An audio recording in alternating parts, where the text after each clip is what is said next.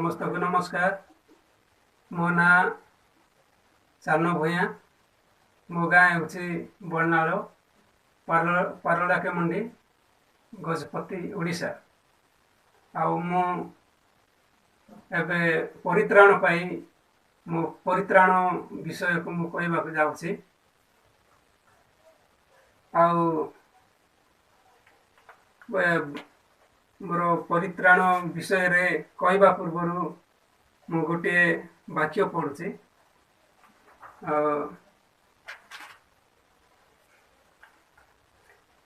जहन 3 पर्व 3, 4, 5 जीशु तांको कहले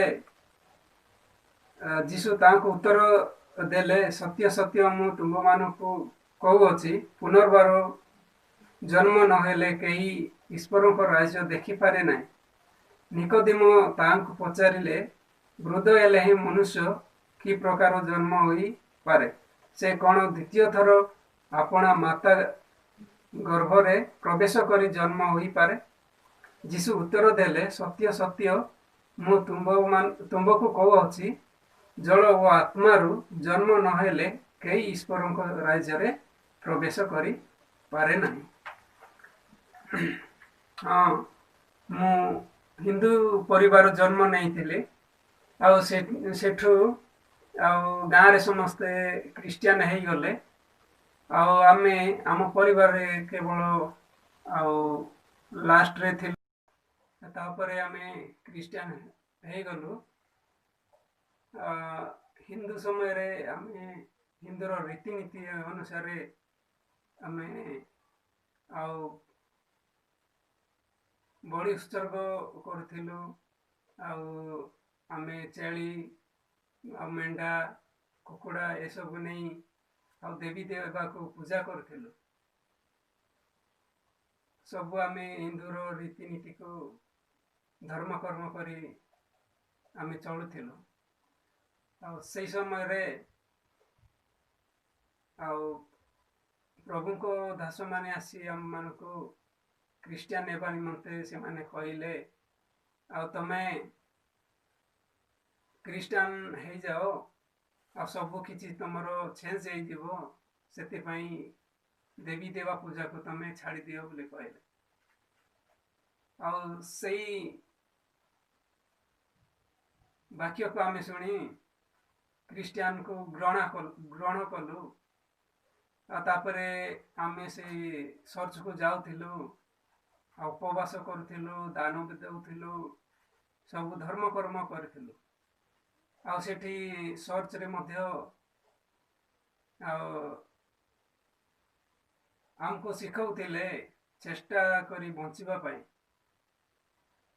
आउ सेठी आमे चेष्टा करिकी सब बेले आमे प्रार्थना कलु, कांदी कांदी प्रार्थना कलु, आंटू पाती प्रार्थना कलु। पाप को मोचन करबा पई आमे सबु बेले धर्म कर्म करथाउ।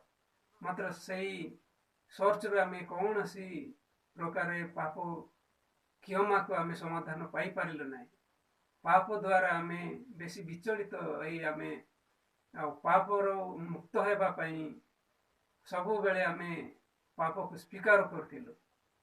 आउ एटा भी फास्टर माने हमको सिखौथिले एई प्रकार चेष्टा करो बोली।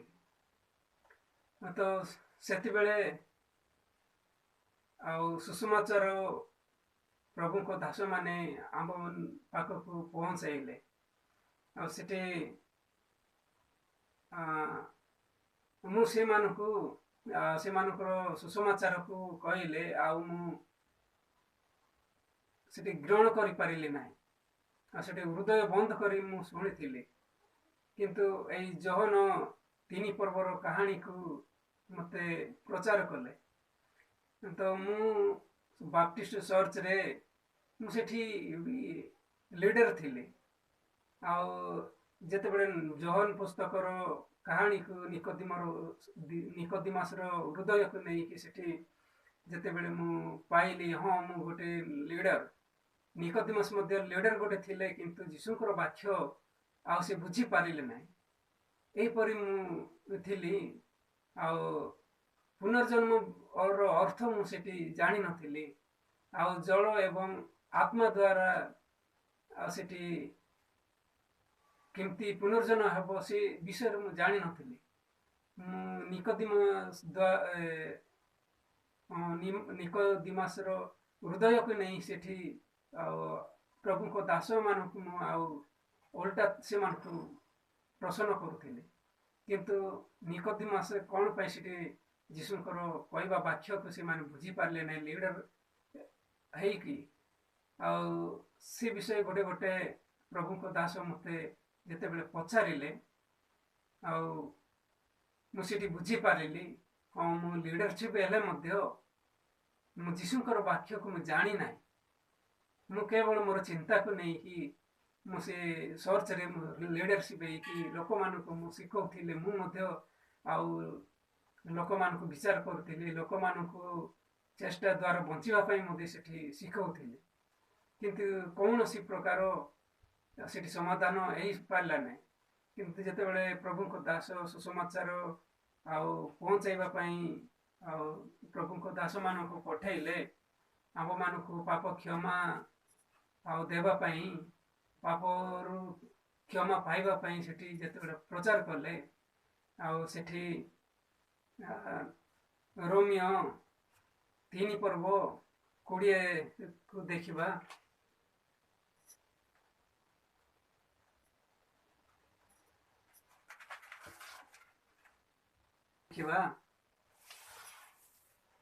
कारण व्यवस्थार क्रियाकर्म द्वारा कौन सी प्राणी तांको चामुरे धार्मिक गणित हब ना जेहेतु व्यवस्था द्वारा पापर ज्ञान जन्मे हाँ ये व्यवस्था आम पालन करिकी किछि आमे करि पारिलु नाही केवल व्यवस्था पालन करी आउ अधिक रो अधिक पापर ज्ञान जन्मुछि आ कौन सी आमर पाप रो विषय को समाधान हो पारुने तापरे आउ सेठी देखिले रोमियो आउ 9 पर्व 22 को देखिले सेठी आमे पाई पारिलु सेठी 9 पर्व एवरी 9 पर्व 22 रे लेखाई छी पुणी व्यवस्था अनुसार प्राय समस्त विषय रक्तपात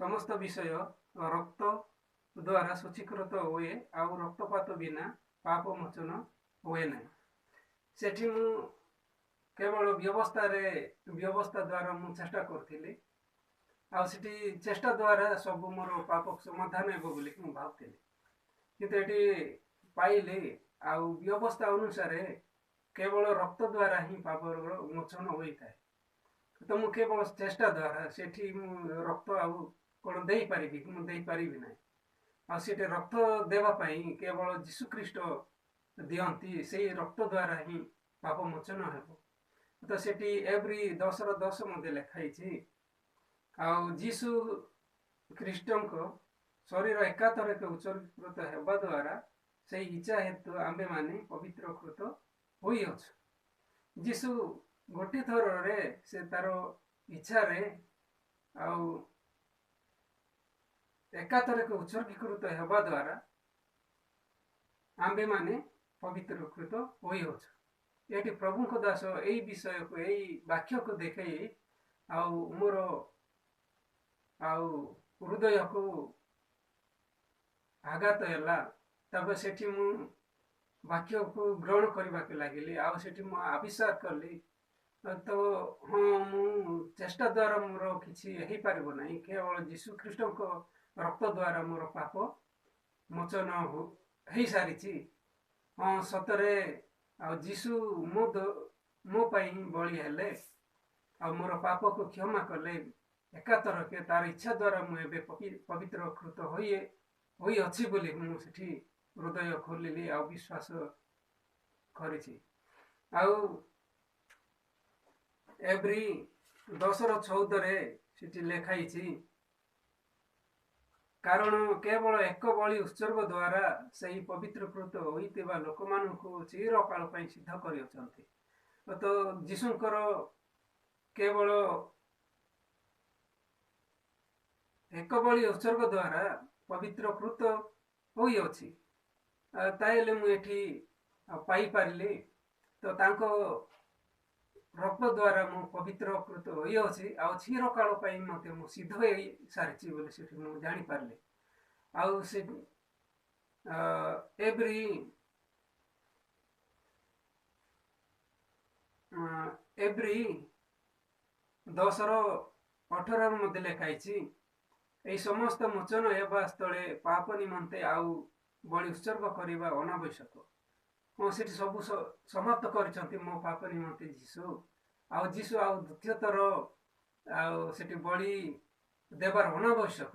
ତ ମୋ ପାପ ସବୁ ଆଉ ଯୀଶୁ କ୍ରୁଶରେ ବହି ନେଇଗଲେ ଆଉ ମୋ ପାଖରେ କିଛି ପାପ ନାହିଁ। ମତେ ସୂଚି କରିଅଛନ୍ତି ଆଉ ଚିରକାଳ ପାଇଁ ସିଦ୍ଧ କରିଅଛନ୍ତି ଆଉ ମତେ ଧାର୍ମିକ କରିଅଛନ୍ତି ବୋଲି ମୁଁ ପାଇପାରିଲି। ସେ ରୋମୀ 4:25 ମଧ୍ୟ ସେଠି ଆଉ ଆମ୍ଭମାନଙ୍କ ଅପରାଧ ନିମନ୍ତେ ସମର୍ପିତ ହେଲେ ଆଉ ଆମ୍ଭମାନଙ୍କର ଧାର୍ମିକ ଗଣିତ ହେବା ନିମନ୍ତେ ଉତ୍ଥାପିତ ହେଲେ। ମୁଁ କେବଳ ସେଠି ମୁଁ ଜାଣିଥିଲି ଯୀଶୁ ମୋ ପାଇଁ ମରିଥିଲେ ଆଉ ମୋର ଧାର୍ମିକ ନିମନ୍ତେ ଆଉ ଉତ୍ଥାପିତ ହେଲେ ବୋଲି ସେଠି ମୁଁ ଜାଣିନଥିଲି। ଆଉ ଯେତେବେଳେ ପ୍ରଭୁଙ୍କ ଦାସମାନେ ଏଇ ବାକ୍ୟକୁ କହିଲେ ଆଉ ମୋତେ ବେଶୀ ଖୁସି ହେଇଗଲେ ଓ ତାହେଲେ ମୁଁ ପାପୀ ନୁହେଁ, ମୁଁ ଏବେ ଧାର୍ମିକ ହେଇସାରିଛି ଯୀଶୁଙ୍କ ଦ୍ୱାରା ମୁଁ ଧାର୍ମିକ ମୁଁ ପବିତ୍ର ବୋଲି ମୁଁ ଜାଣିପାରିଲି। ଆଉ ଗୀତ ସଂହିତା 103:12 ମଧ୍ୟ ଲେଖାଇଛି ପୂର୍ବରୁ ପଶ୍ଚିମ ଯେତେ ଦୂର ଆଉ ସେତେ ଦୂର ପର୍ଯ୍ୟନ୍ତ ଆଉ ମୋର ପାପ ଗୁଞ୍ଛା ଯାଇଛି। ତ ଏଠି ମୁଁ ବେଶୀ ଚମକୃତ ହୋଇଗଲି ମୁଁ ପାପି ବୋଲି ହିଁ ଗାଁର ସର୍ଚ୍ଚରେ ମୁଁ ସବୁବେଳେ ସ୍ୱୀକାର କରୁଥିଲି। ମାତ୍ର ମୋ ପାପ ଏତେ ଦୂର ପ୍ରଭୁ ଘୁଞ୍ଚାଇଲେ ଆଉ ମୋତେ ଧାର୍ମିକ କଲେ ଏତେ ଖୁସି ଆଉ ମୁଁ ପବିତ୍ର ଲୋକ ହେଲି। ମୁଁ ଆଜି ମଲେ ମଧ୍ୟ ଏଇ ଶରୀରକୁ ନଷ୍ଟ ହେଲେ ମଧ୍ୟ ମୁଁ ପ୍ରଭୁଙ୍କ ସହିତ ସ୍ୱର୍ଗକୁ ମୁଁ ପ୍ରବେଶ କରିପାରିବି। ଆଉ ଏଇ ବାକ୍ୟ ପ୍ରଭୁଙ୍କ ଦାସ ମାନଙ୍କୁ ମୁଁ ଶୁଣି ବହୁତ ଖୁସି ହେଲି ଆଉ ଜୀବନ ପାଇଲି ଆଉ ମୁଁ ଏବେ କିଛି ଦୁଃଖ ନାହିଁ। ଆଉ ଏଇ ବାଇବଲ ରିଟିଲ ଭାଇମାନଙ୍କୁ ମଧ୍ୟ ଧନ୍ୟବାଦ ଦେଉଛି ଆଉ ପ୍ରଭୁଙ୍କର ଦାସମାନଙ୍କୁ ମଧ୍ୟ ଧନ୍ୟବାଦ ଦେଉଛି, ପାଷ୍ଟରମାନଙ୍କୁ ମଧ୍ୟ ଧନ୍ୟବାଦ ଦେଉଛି। ସେଥିପାଇଁ ଆସ ଭାଇମାନେ ଏଇ ସୁସମାଚାରକୁ ଆପଣମାନେ ମଧ୍ୟ ହୃଦୟ ଖୋଲି ଶୁଣନ୍ତୁ। ଏଇ ବାକ୍ୟ ଦ୍ୱାରା ଆମେ ସମସ୍ତେ ସ୍ୱର୍ଗକୁ ଯିବା, କେହି ବି ନରକକୁ ଆମେ ଯିବା ନାହିଁ, ଆମର ଆତ୍ମା ନଷ୍ଟ ହେବ ନାହିଁ। ସେଥିପାଇଁ ମୁଁ ବହୁତ ଖୁସି ଆଉ ଏଇ ବାକ୍ୟ ଦ୍ୱାରା ମୁଁ ପୁନର୍ଜୀବିତ ହେଲି ଯୀଶୁଙ୍କ ଦ୍ୱାରା। ମୁଁ ମଲେ ମଧ୍ୟ ସ୍ୱର୍ଗକୁ ଯିବି। ଏହା କହି ମୁଁ ସମାପ୍ତ କରୁଛି। ସମସ୍ତଙ୍କୁ ନମସ୍କାର।